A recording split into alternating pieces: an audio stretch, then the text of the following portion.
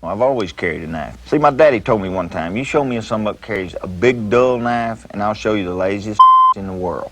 You know, if you ain't got time to sharpen a knife, or if you're too lazy to sharpen a knife, then you're too lazy. So I always carry a knife, and it's usually sharp.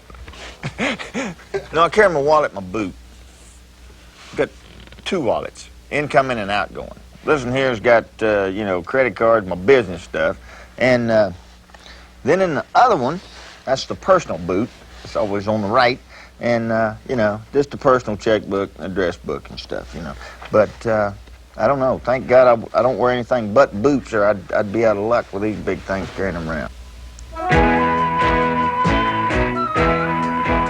This life isn't for everybody, but for me, nothing beats it. Walt Garrison is as country as chewing tobacco and armadillo boots. He was born a cowboy, played for the Dallas Cowboys. And like the song says, all his heroes were cowboys. And there was guys like Mahan and Jim Shoulders and Casey Tibbs. Those guys were my heroes growing up in high school and college because I wanted to rodeo.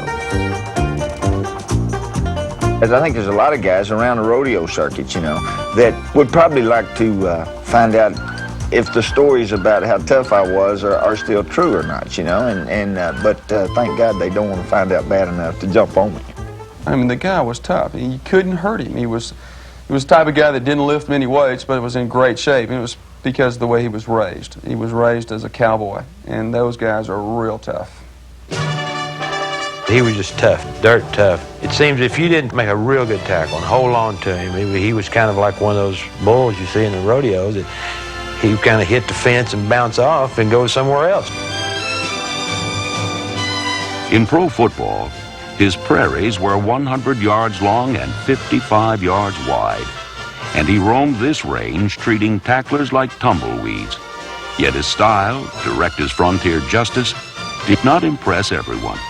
He wasn't really very fast, he wasn't very big, and he wasn't very anything really, I thought. But the thing we discovered about Walt Garrison was he had a heart about as big as he was.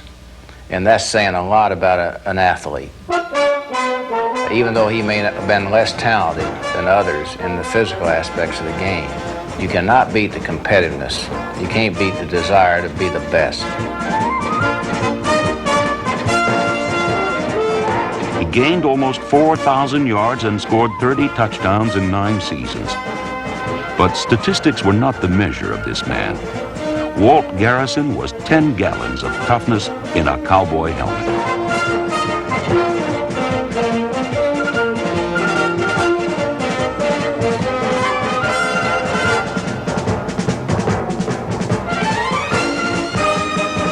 Garrison was a burr under the saddle, and defenders got saddle sore trying to tame him.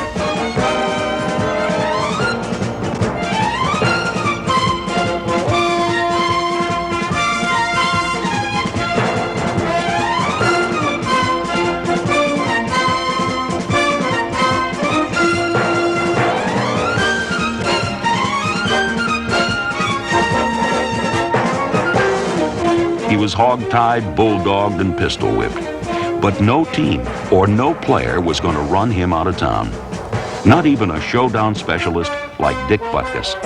Butkus always had an intimidating style, and Butkus told Walt, he said, if you come to the line again, I'm going to bite your head off. And Walt looked at him and said, oh, if you do, that'll be the first damn time you had any brains in your head. But I think it's the element of danger in any sport that really gets your adrenaline flowing, gets your heart pumping, and makes it worth doing. Hey, Walt, wow, man, what happened? Oh, my tongue. Your tongue? I guess you realize now this is a pretty rough game. Or either that or you just keep your tongue in your mouth. All right. Ooh, man. The pain hurts me. I don't like pain. But they say that they define it, a threshold of pain. Some people's is low, some is high, and evidently mine is high. And he would never come out of a football game. He was tough, he was durable. In the 49er game, which he played, he had a fractured clavicle. His knee was bad. The doctor had to pull him off the field to get him off the field. Walt never gave up. There's no way a guy should have played. His ankle was swollen and he could hardly walk. He went out there and played, and that's the type of player he was. He was a guy that just never gave up. Garrison played with a broken collarbone, and it it was fractured all the way through. He played the whole game. And I don't know if any of you all have ever had a broken collarbone, but it's very painful, especially when you're getting hit on it.